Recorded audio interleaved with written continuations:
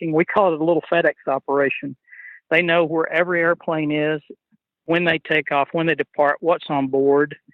And we like to refer to it as the speed of social media combined with the speed of private aviation. And we realized, or rather the military realized very quickly, that we could respond at almost lightning speed. Literally, if you call us and tell us you need something, we can have it to you in a matter of a couple of hours. Hello, and thank you for joining us on Aviation News Talk for a Newsmakers edition, where we talk with people who are making the news. And there's been no bigger news over the last 2 weeks than first Hurricane Harvey in Texas, and now Hurricane Irma, which is causing destruction across Florida even as I record this. As regular listeners know, I've been traveling over the last 2 weeks, but have been posting general aviation-related flood relief stories on my Patreon page at aviationnewstalk.com/awesome. And one of those articles, written on September 6th by Dave Tullis for AOPA, first made me aware of Operation Airdrop, which has coordinated the efforts of more than 160 pilots and aircraft from around the United States and Mexico to fly relief supplies into the hardest-hit areas of Texas. And in a moment, we'll be sitting down with Doug Jackson, who founded the Operation Airdrop group just 12 days ago. And he'll tell you how you as an individual can help with hurricane relief now. So let's get ready to roll, because this Newsmakers edition starts now.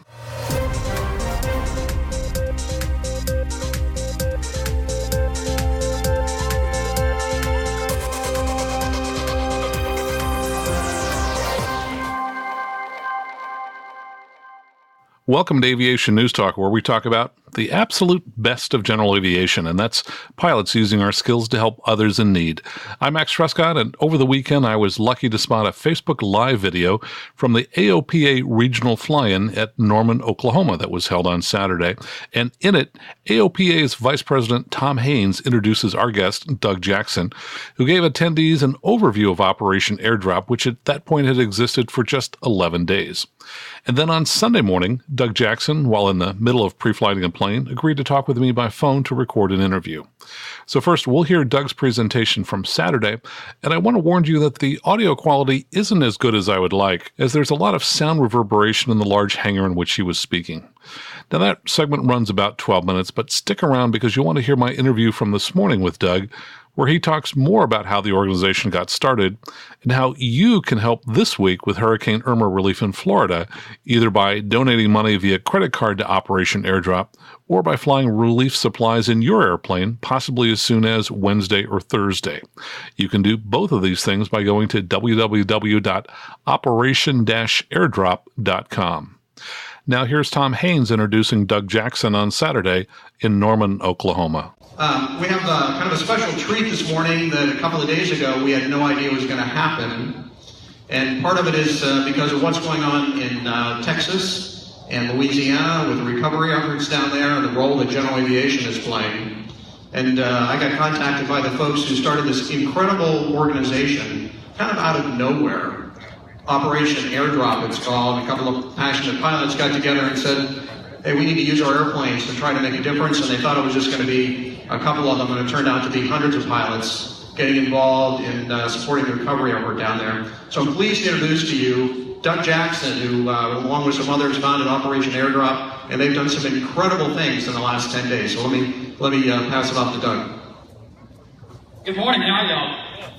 So y'all can see up here, we've had over 150 aircraft involved in this operation. I'm going to step in here where I can see the slides a little bit better. We had pilots come from as far away as Mexico, and I believe one of our Mexican pilots is up here today. We had pilots come from Minnesota, Iowa, Virginia, literally from all of the United States, and the response was just overwhelming. We've had over 500 flights so far. That's rolling today. We've got pilots flying as we speak. I believe we're going to have about 20 or 30 pilots flying today. Next slide. We've moved over 250,000 pounds of supplies to date. Now let that sink in. This is general aviation pilots flying Comanches. We've had J3 Cubs flying. We've had Pilatus PC-12s flying. A lot of people don't realize this, but we had a DC-3 involved in this operation. He's still flying for us today, moving about 6,000 pounds per flight. We've had municipal airports involved in this. So far we have delivered to 32 municipal airports. Only one of those had commercial flights in there. So that's where general aviation shined in this deal, is we were going into airports that the big airplanes couldn't get into. The C-130s, the big supply planes, they could not go there, and we could. And these guys answered a call and moved a lot of equipment. What made this thing work the best was Facebook, social media. As this slide here says, we had the speed of social media combined with the speed of aviation. We ran this whole thing off of a Facebook page. We dispatched through that page. We've got a really nice website. I'd like y'all to go to that website when you get a minute. It's called operation-airdrop.com. Our Facebook page is just simply Operation Airdrop. That page started, and keep in mind, this started about 11 days ago. As of this morning when I checked, we were right at 1,100 members on that page, and it's growing at a rate of about 100 people per day. We had a lot of corporate donations come in. Huge corporations donated to us. Our supply network was amazing. What we did was we teamed up with a couple of groups down in Georgetown and Killeen. And those guys would, it was like a Home Depot almost. They had supplies on the walls and forklifts. We would call in to them through our command center out of Denton. And each one of our pilots were registered, and we knew what they could haul. So let's say Glenn's got an A36, and he says, on his little sheet, I'm Glenn Smith, I've got an A36, I can haul 600 pounds. Well, when we put him up on the board, our command center notified Killeen, we've got an A36 coming, he can haul 600 pounds. They pull 600 pounds, or they pull the supplies, and we'll tell them, he wants cleaning supplies this morning, it's going to go to, let's for instance, Rockport. So they pull 600 pounds of supplies, they weigh it, they set it on a pallet with his N number. When he pulls up there, they help him load, he's in and out in less than 5 minutes. It was an amazing operation. I wish y'all could have seen it. We were moving aircraft at one point. We would have a plane come in about every 5 to 7 minutes. They were lined up and we were loading aircraft or unloading aircraft, loading them and unloading them in just a matter of seconds. We would get to our destination. For instance, Glenn and I were in Beaumont. What day was that, Glenn? Sunday, I believe it was. This past Sunday. We were there at the request of the National Guard. They called us personally. They called me personally. They said, we need your help. We can't get supplies here fast enough. Our airport can only handle so much. Our guys are all busy. Can y'all help us? So we did. And we were working with a group there, a group of churches. And American Airlines stepped up. They offered their help. They had their baggage carts. The planes would roll in. The National Guard would roll out there with the baggage carts. They would unload in a chain. This would go in the baggage cart. It would go through a hangar about like this. On the other side, in this hangar, were about 50 volunteers, and those volunteers were sorting this stuff. And then out the back side was a group of volunteers that were distributing this stuff. And this stuff, I timed it once from the minute a plane rolled up, it went through the hangar, it was sorted, and out the door in under 7 minutes. That's not going to happen with big organizations. They just can't work that speed, and especially the government, and they realize that. See, what else do we have? Let's go to the next slide here. We talked about, this is our war room. Can anybody see this in here? I'm so proud of these guys right here. We had a group of military personnel. We had ATC air traffic controllers come in. These guys set up a war room, or we called our command center in Denton at the airport. And they're working all of our logistics out there. This whole operation is run by volunteers, but more importantly, it's run by this group of volunteers right here. And I've got some guys down there, and I want to mention a couple of names here. We got Neil, Brian, Alex, and Ethan. These guys stepped up and created this thing, this war room. And I tell you what, I walked in and I was just blown away. They were tracking every plane. They knew where they were in the sky, when they were supposed to land. They knew what they had on board. We had some girls there that if you didn't land where you were supposed to, when you were supposed to, they were calling you. If they saw you go off track on FlightAware, you landed at the airport that you weren't listed as supposed to be out there, going to call you and ask if you were having trouble. And this whole thing, we had 3 planes with mechanical issues, and they were very minor. We knew about it immediately when it happened, and we offered them assistance. In one case, our DC-3 went down with an exhaust issue, and we had a plane in the air in a matter of minutes with parts going to him and had him fixed and back up in about an hour. It's incredible. I can't even begin to describe what it was like to sit back and know that an idea that you had come to be something this big. It was incredible. Can anybody see this slide up here? This is a gentleman with a dog, and there's a long story, and if you'll go on my Facebook page, you can read the story, but very, very briefly, he was the catalyst for this. When I was in Rockport, he drove up to me, and his dog was cut, and he was needing help. And we offered him some financial assistance. We gave him a generator that was donated to us. And he told me, he said, as he drove off, he said, I wasn't always like this. He said, I used to have money, but things change. And he drove off, and I didn't get a photo of him. And I thought, man, I wish I could have. Well, as it turned out, a friend of mine heard about that. He got a photo of him, sent it to me yesterday. And a couple of days ago, or shortly thereafter, my phone rang, and it was this gentleman. And his story is amazing. And I'd like you, if you get a minute, to go on my Facebook page, just Doug Jackson, and read that story. It really is the catalyst for everything that happened after that point. Just in closing here, I want to tell y'all to stay tuned for some really important announcements. We were contacted by some very, very high-level government officials yesterday. I can't tell you who, but you'll find out very shortly. They've asked us to help in Florida. They've offered us some assistance and some assets that we could never have without that help. So the government has realized now what an important role general aviation plays in this. And us, combined with a couple other groups, such as the Cajun Air Force, are going to be in Florida here in just a matter of days. We were told, or I was told a couple of days ago, and I'm just going to read this exactly like I was told, this might possibly be the largest general aviation response ever to a national disaster. And this happened with a grassroots effort. I think this response can have a major impact on stopping the Privatization Act. The government knows we're here now. They know what we can do. And with the help of all you guys, we can make this even better and bigger. I want to thank Glenn again for being with me. He helped me start this thing. John Clay Wolf, my partner in this deal, he was the first phone call I made. He's a radio personality out of Metroplex. Robert Johnson. There's so many people that stepped up. Robert and Glenn flew our first 2 flights on, it seemed like a year ago, but it was only last Wednesday before last. And lastly, Glenn told me something, and I think this is true. He told me, he said, do what you can with what you have when you can. And that really kind of set this thing up. Glenn said, someone told him, why don't you take trucks? Well, because we don't have a truck, we have an airplane. There's trucks going, and I sent some personally down there through my trailer store, but we couldn't move the amount of equipment with trucks. The roads were blocked. They were underwater. We were the only people that could get there. So we answered the call, and General Aviation got it done, and we want y'all's help in making this thing keep continuing. Thank y'all.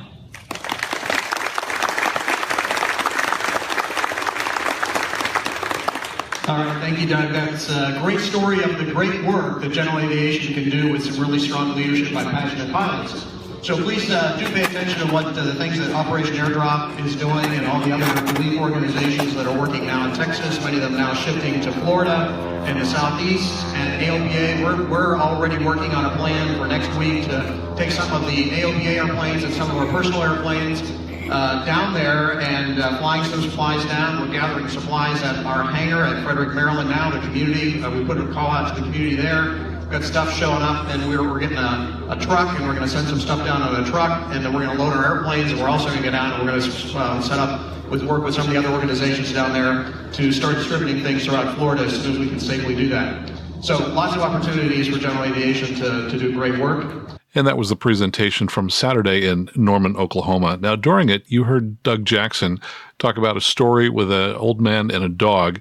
And I went ahead and scrolled way, way, way back on his Facebook page to find the story. It took a while, but I thought you'd be interested, so I thought I would share it with you. This is from August 31st, which is most likely the very first day that Doug drove supplies with his trailer down to Rockport, Texas, before he started the flying operations. He said, every once in a while something happens that just makes you stop for a while and think. As we were handing out supplies this morning, an old man pulled up in a beat-up truck with an old dog sitting beside him. You all know where I can find a vet, he asked. I walked over to the passenger side and looked in to find a huge gash on the dog's leg. He's all I got left except for my son, who's dying of kidney failure. My wife died a few years ago, and soon it will be just me and Buddy. He said he needed gas for his truck but had no money. They had been using a generator for power, but it had quit a day or so ago. We had brought down a new generator that had been donated, and I told him to take it. No, I don't have any way to get it back to you. I told him it was his to keep, and he started tearing up. We gave him $300 and loaded him up with supplies to get by for a few days, and Wes's wife agreed to help him find a vet. As he started to leave, he looked at me and said, you know, I wasn't always like this. My family used to own a big marina and we were very wealthy, but things change. And Doug concludes, sometimes you just need a gut check. And that was the encounter that Doug said was the catalyst for starting to think up how to do something more and to form Operation Airdrop. We'll be back with Doug's interview in just a moment.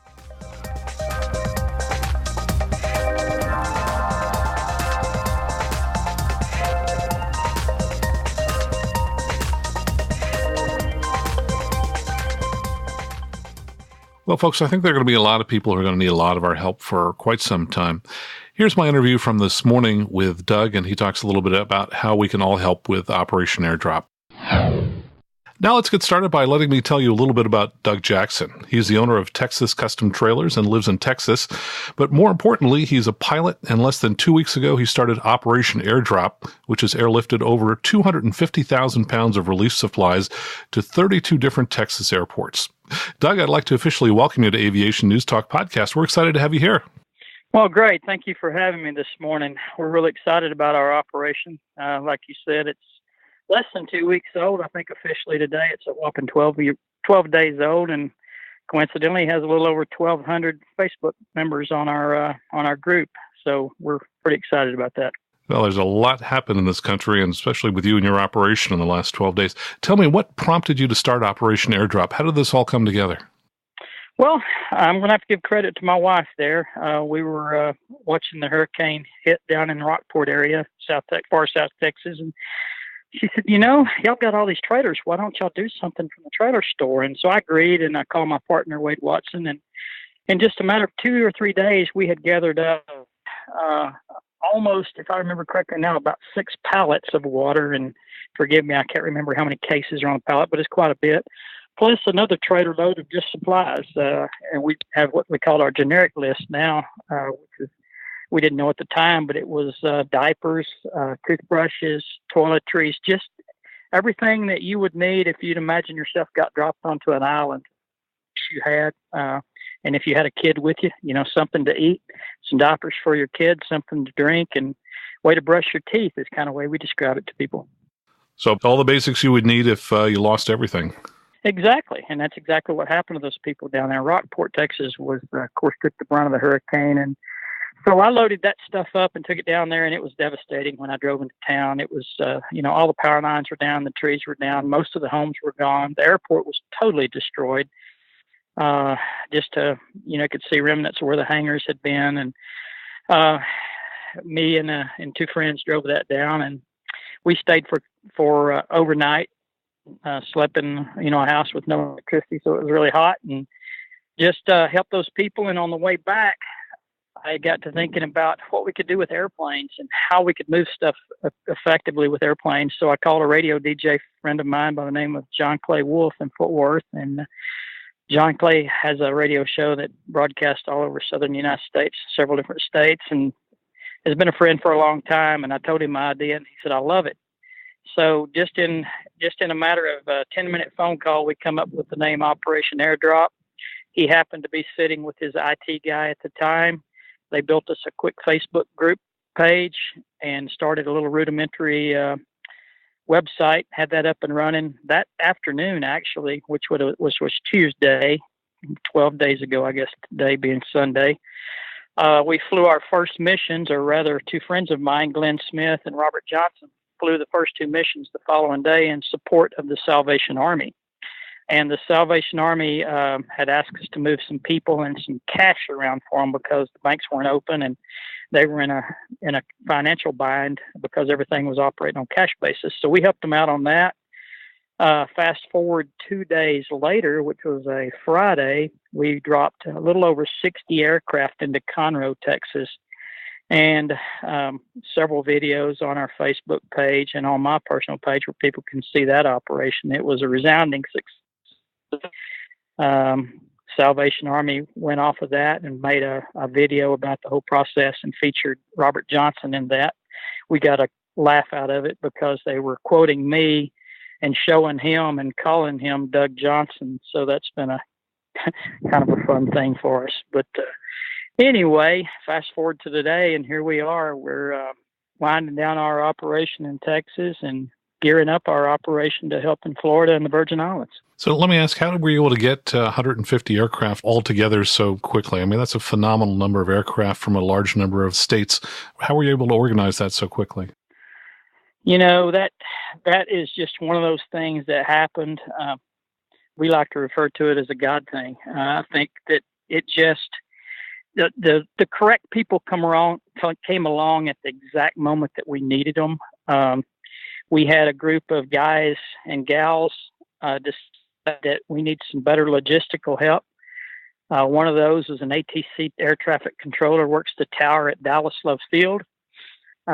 We have a former C-130 loadmaster that's helping us.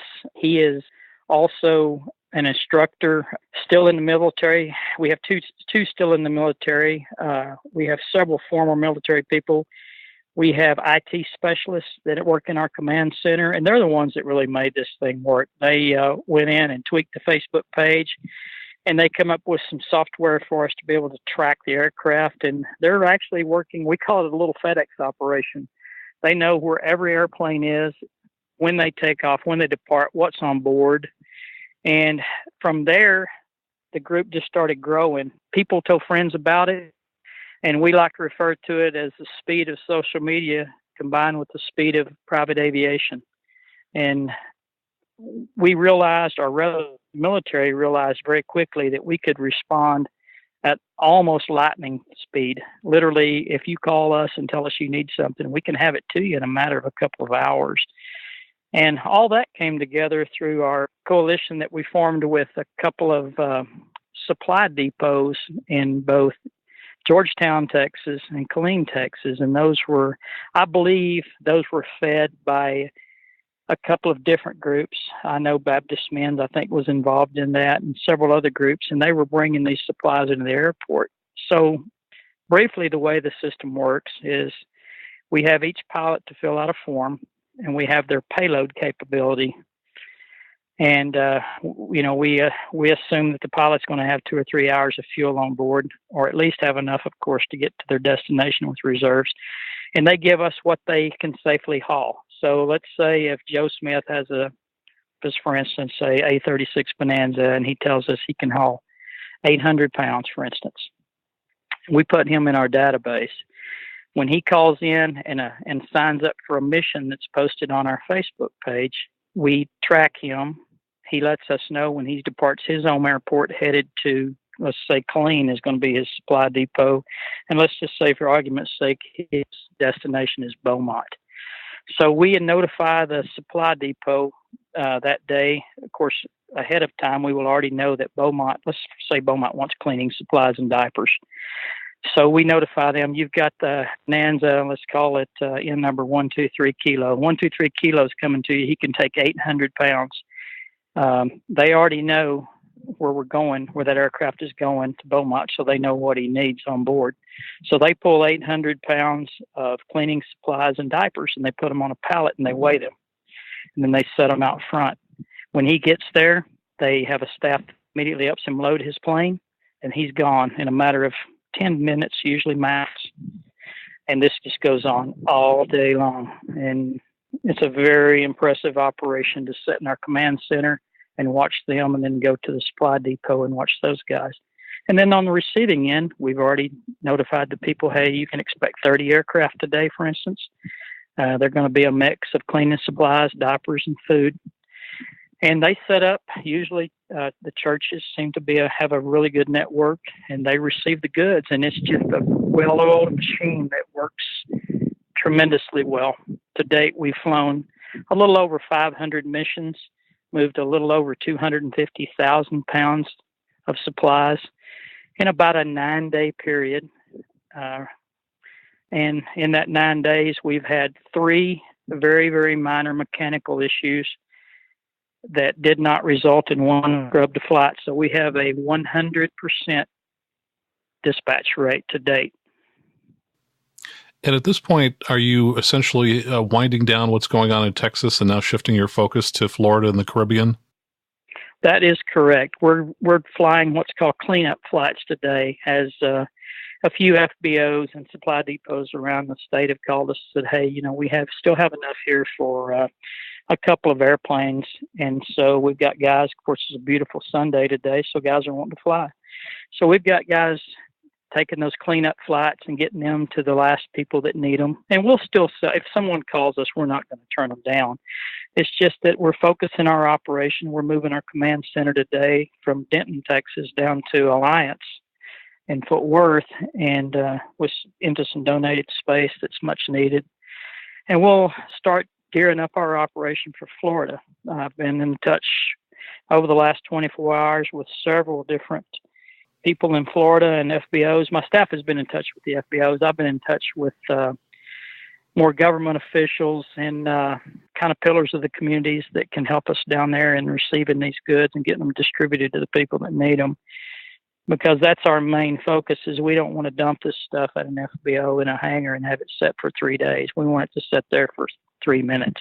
So are you anticipating that the operations in Florida and the Caribbean will be as large or perhaps larger than what you've just done in Texas?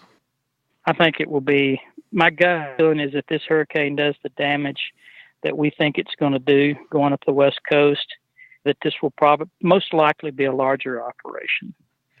And then hand in hand with that is our Caribbean operation. I've been in touch with a couple of gentlemen this morning that have Pilatus PC-12s. I think right now, I believe they told me that they have 3 and possibly 4 that are going to be doing round trips to St. Croix and St. Thomas.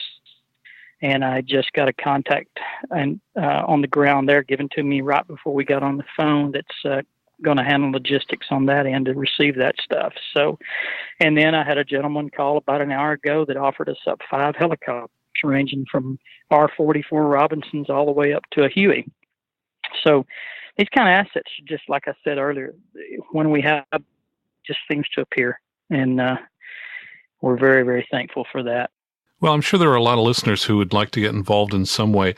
What day of the week do you think you'll start be looking for pilots, and how should people get in contact with you? We want pilots today. Have them to please go on our website. That's operation-airdrop.com. Or, in addition to, go to our Facebook page, which is Operation Airdrop. There'll be a post at the top with information. And then if they'll scroll down through the posts, they'll see the sign-up forms. And those sign-up forms are also best. They might find them better on the website. Just sign up on there. Give us your pilot information, your aircraft information, and stand by. Be patient, because we probably won't fly operations. I don't think at this time we'll probably fly operations before Wednesday or Thursday, for the simple fact that this hurricane, if you think about it, it has to move all the way to the north and clear Florida before we can launch aircraft out of the United States, unless we have jet capability. And we have a few of those that can do an end run around the storm and get to South Florida. But for most of our GA pilots flying piston engines, they're going to have to wait until, obviously, we've got some good weather. And over what period of time do you think these relief efforts will continue? Are we talking weeks, months? We anticipate, based on what we saw here in Texas, that they'll last 1 to 2 weeks.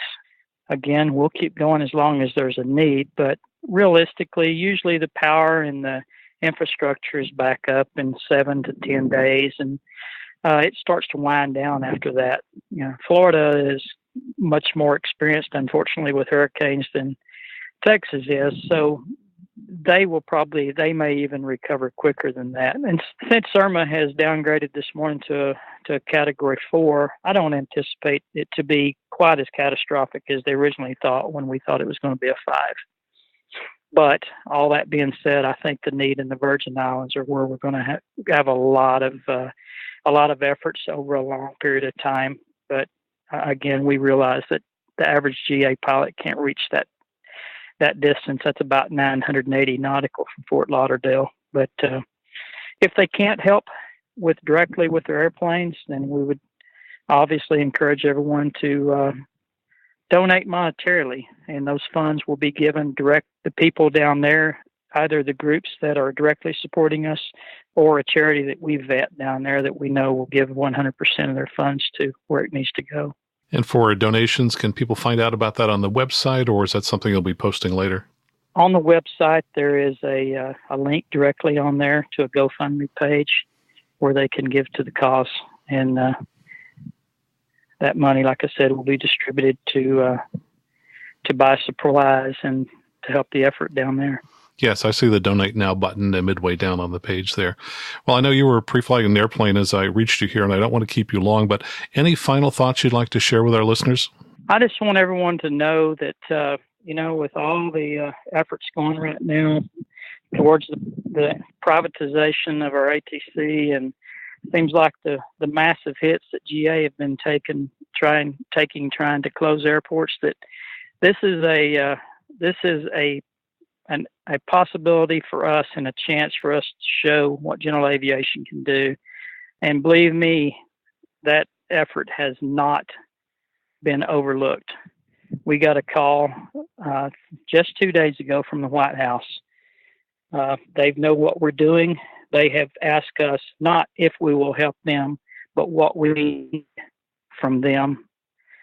So GA is shining right now.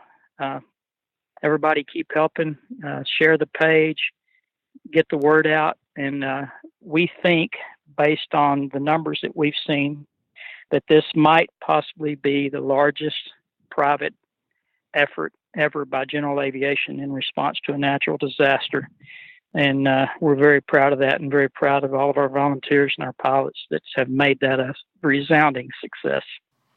This certainly is a real opportunity for GA to shine, and you're doing a lot of wonderful things to help organize people so that they can contribute. And I'm sure a lot of people would like to help and don't know how to help, but going to your website, going to the Facebook page, looks like one very tangible step people can take to get started with the process. Doug, thank you very much for your time and your effort, and for everything that you're doing for general aviation and for hurricane relief.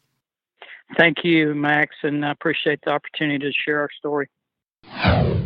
Well, it's a remarkable story. Doug Jackson and his friends who have helped Operation Airdrop to form just in the last 12 days have really made a great impact in Texas, and I know they're going to make an impact in Florida. Now's the time for all of our listeners to try and help make an impact as well. Go out to operation-airdrop.com. If you are a pilot who can volunteer an aircraft, you can scroll partway down their page and click on Fly Supplies, a little picture of an airplane, and then click on Get Started. And then it will ask you for your name, your tail number, your phone number, your email address, your home base airport, and how many pounds of equipment that you can carry in your aircraft. Or just below that, where it says Keep 'em Flying, go ahead and click on the Donate Now button. That'll take you to a GoFundMe page where they've raised about $5,000 of their $10,000 goal.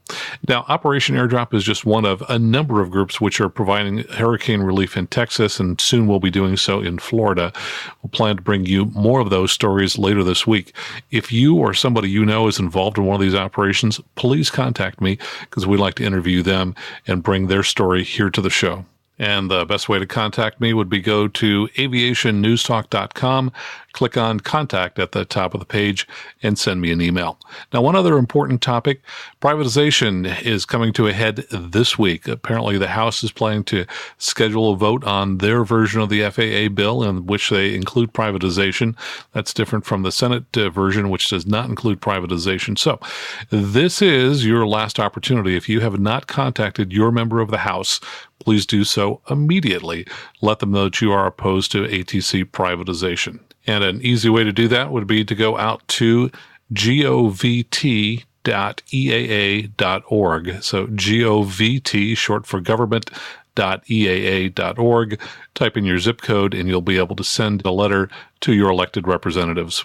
And let me talk briefly about one way people are supporting Aviation News Talk. Over the last 2 weeks, we've had 11 new supporters who are making donations through the Patreon page. So I want to thank these new supporters who are Lance Gravely, Steve Bauman, Jeff Ward, Jeff Godfrey, Bill Johnson, Glenn Neeson, Eric Fisher, Evan Shue, Craig Lewis, Samuel Butler, and Joseph Hegarty II. Thanks so much. Anybody can, by the way, go out to the Patreon page because that's where I continue to post news stories that come out between these shows. So to get to that page, just type in your web browser aviationnewstalk.com/awesome, and you can make a contribution toward this show of as little as $2 a month, and the cost will be billed to your credit card each month. And you can find links to many of the things that we mentioned in today's show by going out to aviationnewstalk.com or by tapping the artwork at the top of your iPhone if you have one while you're listening to the podcast.